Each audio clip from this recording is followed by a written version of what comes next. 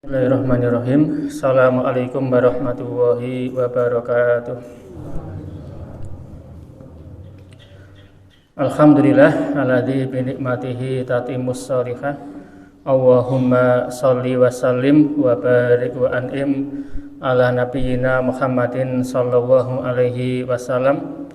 Faqala Allahu ta'ala ya ayyuhalladzina amanu taqullaha haqqa tuqatih wa la tamutunna illa wa antum muslimun amma ba'du. Jamaah salat Isya rahimakumullah, pada kesempatan malam hari ini kita akan menyampaikan satu surat yang pendek, yaitu surat Al-Asr. Surat Al-Asr ini termasuk surat Makkiyah, turun sebelum Rasulullah Shallallahu Alaihi Wasallam hijrah ke Madinah. Dan ini termasuk 3 surat terpendek. Jadi di dalam Al-Quran ada 3 surat yang hanya terdiri dari 3 ayat, yaitu surat Al-Asr atau Wal Asr, kemudian surat An-Nasr, Idza Jaa Nasrullah, kemudian surat Al-Kautsar. Dari 3 surat ini yang terpendek adalah surat Al-Kautsar. Jadi ini termasuk 3 surat yang terpendek dalam Al-Quran. Kemudian surat Al-Asr ini atau Wal Asr innal insana lafi khusr, ini kandungan maknanya sangat luar biasa, sampai Imam Syafi'i mengatakan dalam satu ungkapannya, lauma anzalallahu hujjah ala khalqihi illa hadhihi surah lakafathum. Seandainya Allah tidak menurunkan hujjah kepada makhluknya kecuali 1 surat ini saja, maka niscaya sudah mencukupi. Artinya ini penggambaran bahwa kalau kita selama di dunia berpedoman kepada kandungan surat Al-Asr, maka insya Allah hidup kita selamat di dunia dan akhirat.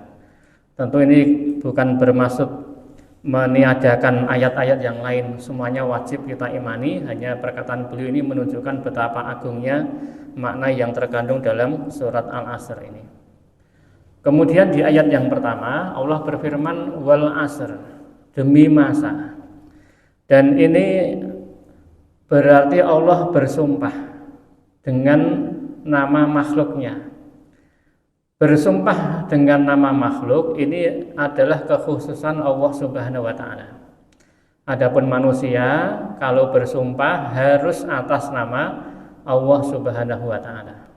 Maka seorang muslim kalau memang harus bersumpah, dia harus menggunakan nama Allah, demi Allah atau wallahi atau billahi dan sebagainya. Karena Rasulullah bersabda, man akhlafa bi ghairillahi faqad asyraka. Barang siapa yang bersumpah dengan nama selain Allah, dia telah berbuat syirik. Tapi syirik ini memang syirik kecil, tidak sampai mengeluarkan pelakunya dari Islam, tetapi dosanya besar. Dosanya besar, tapi syiriknya tidak sampai mengeluarkan dari Islam. Maka setiap muslim kalau bersumpah wajib dengan nama Allah. Tidak boleh bersumpah dengan demi langit dan bumi atau demi orang tua saya dan sebagainya. Ini diharamkan. Tetapi bagi Allah ini kekhususan. Maka sering sekali Allah bersumpah dalam banyak firman-Nya dalam Al-Quran. Wadzuha, demi waktu duha, wal fajr, demi waktu fajar. Termasuk dalam ayat ini wal asr, demi masa. Dan surat atau ayat yang berisi sumpah ini ciri khasnya surat Makkiyah. Karena ketika di Mekah, ketika belum hijrah, ini surat memang objeknya mayoritas orang kafir. Sehingga Allah memerlukan untuk bersumpah, untuk menegaskan apa yang akan difirmankan oleh Allah Subhanahu wa taala.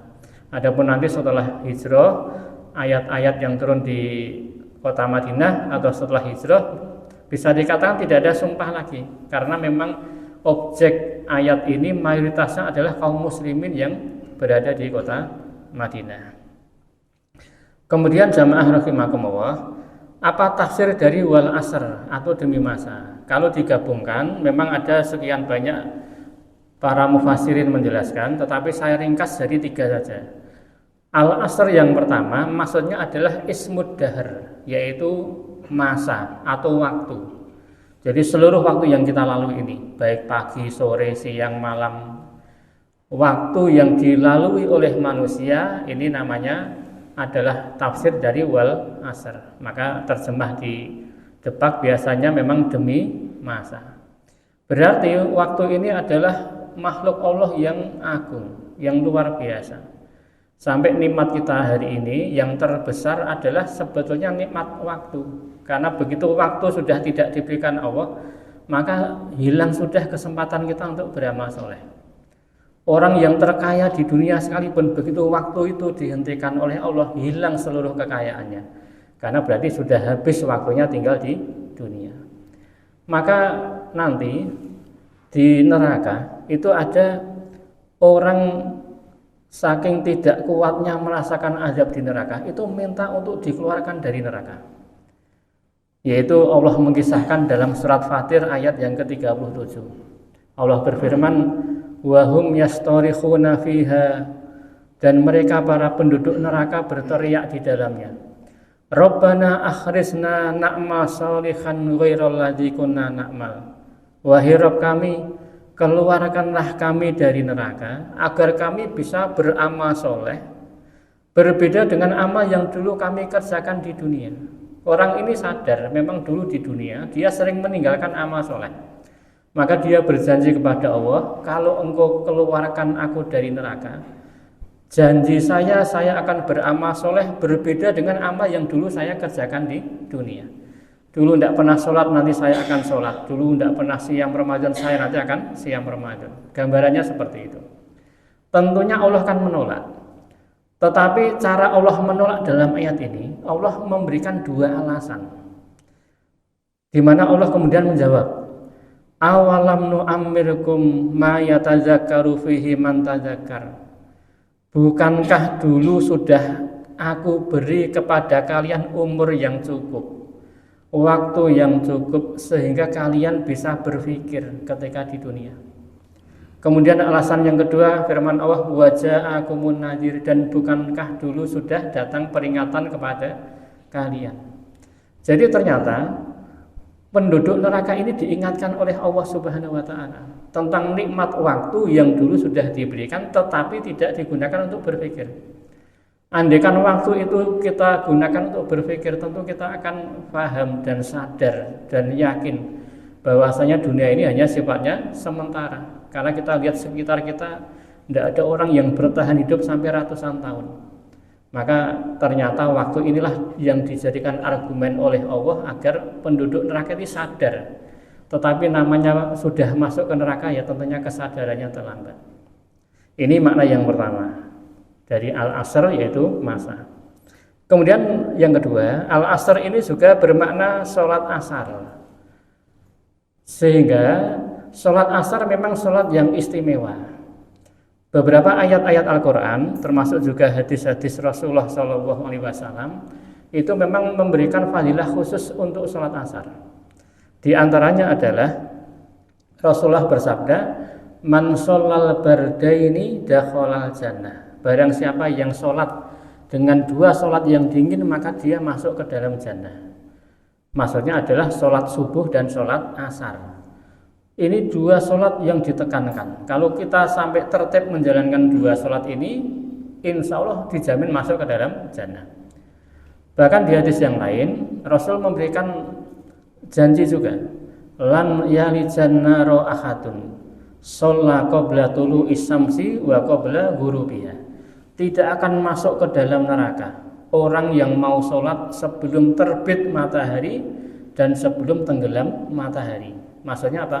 Sholat sebelum terbit matahari yaitu sholat subuh, sholat sebelum tenggelam matahari adalah sholat asar. Dan hadis yang kedua ini sebetulnya lebih penting daripada hadis pertama. Semuanya penting. Maksudnya adalah kalau janji masuk surga itu kan proses kita masuk surga bisa jadi masih berat. Harus meniti sirat, harus ada tantangan, harus ada gangguan proses ketika masuk ke dalam jannah. Tetapi kalau sudah janji bebas dari neraka, ini janji yang luar biasa. Berarti kita akan bebas dari azab sama sekali, langsung masuk ke dalam jannah. Ini dikhususkan bagi orang-orang yang betul-betul menjaga dua sholat subuh dan sholat asar. Walaupun tentunya 5 sholat ini wajib semuanya, hanya masing-masing punya keistimewaan sendiri-sendiri, dan ini 2 hadis menyebutkan keistimewaan sholat asar. Termasuk juga ada sabda Rasulullah SAW mengancam orang yang terbiasa nunda-nunda sholat asar. Rasulullah bersabda, tilka sholatul munafik, itulah sholatnya orang munafik. Yajlisu yarkubus samsa, ini orang ketika sudah masuk waktu asar dia hanya duduk-duduk saja menunggu matahari semakin meninggi. Nah, kalau sekarang mungkin nunggu atau lihat jam, mungkin baru jam 3 ditunda dulu, baru jam setengah 4 ditunda dulu. Hatta idza kanat baina qarnay syaiton, begitu matahari itu sudah setinggi tanduk setan, yaitu ketika matahari sudah memerah. Maka dalam mazhab Syafi'iyah disebutkan waktu asar ini dibagi jadi 2. Waktu yang dibolehkan untuk sholat asar, yang disyariatkan sholat asar, yaitu sejak masuk asar sampai ketika matahari masih sinarnya memutih. Ini waktu asar. Adapun ketika matahari sudah memerah atau menguning, ini masuk waktu asar, tetapi hanya boleh untuk orang-orang dalam kondisi darurat saja, namanya waktu jawas.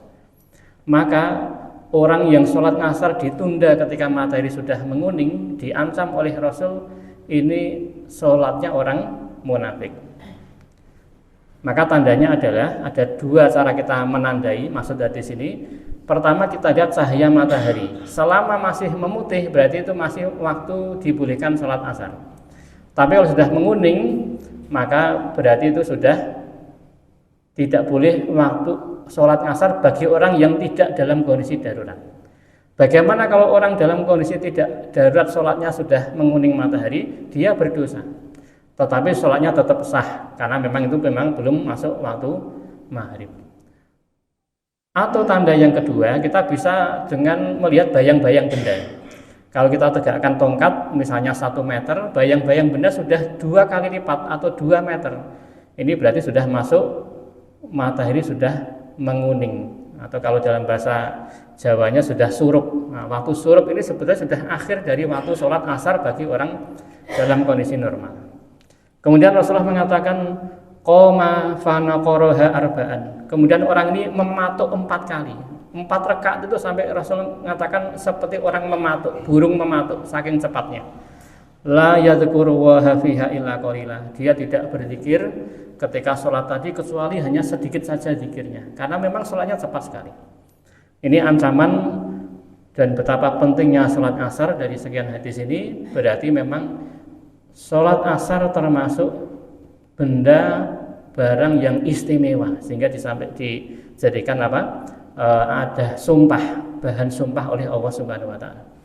Kemudian maksud atau tafsir asar yang ketiga adalah waktu asar. Kalau tadi sholat asarnya, sekarang yang ketiga waktu asar. Waktu asar itu dari mulai azan asar sampai nanti menjelang tenggelamnya matahari, ya, beberapa jam selama waktu asar. Dan memang waktu asar ini juga waktu yang istimewa. Maka setiap sore jumhur ulama mengatakan ba'da asar ini memang waktu yang paling afdol untuk berzikir dengan, yaitu disebut dengan zikir sore. Ba'da asar sampai tenggelam matahari. Sebagian ulama memang berpendapat zikir sore dimulai ba'dal maghrib. Tetapi jumhur ulama mengatakan ba'da asar. Walaupun nanti begitu sampai maghrib zikir kita belum selesai atau belum sempat zikir, masih boleh dilanjutkan sampai pertengahan malam. Termasuk juga waktu sore di hari Jumat ini juga istimewa, ya, karena Rasulullah Shallallahu Alaihi Wasallam bersabda, Yaumul Jum'ati isnata asyarata sa'ah. Hari Jumat itu ada 12 saat. Maksudnya adalah hari Jumat, dari subuh hari Jumat sampai maghrib itu dibagi jadi 12. La yujadu fiha abdun muslimun yas'alu wa syai'an illa atahu iyyahu fatamisuha akhir sa'atin ba'dal asr. tidak didapati seorang muslim yang minta kepada Allah, doa kepada Allah bertepatan dengan akhir-akhir asar di hari Jumat kecuali doanya adalah mustajabah. Maka kalau Imam Ibnu Qayyim Al-Jauziyah menyatakan maksud hadis ini adalah doa yang mustajabah adalah di hari Jumat sore hari di saat-saat terakhir. Katakanlah kalau Rasul mengatakan 12 saat hari Jumat, berarti subuh sampai maghrib itu dibelah jadi 12. Katakanlah 1 jam terakhir, berarti 1 jam menjelang azan maghrib, maka ini adalah waktu yang mustajabah untuk berdoa setiap hari Jumat. Ini hadis dari Rasulullah, riwayat dari Imam Abu Dawud. Ini 3 tafsiran dari ayat pertama, yaitu wal asr. Insya Allah untuk ayat yang kedua kita lanjutkan pada pertemuan yang mendatang. Mudah-mudahan ada manfaatnya. Alhamdulillahirabbil alamin. Assalamualaikum warahmatullahi wabarakatuh.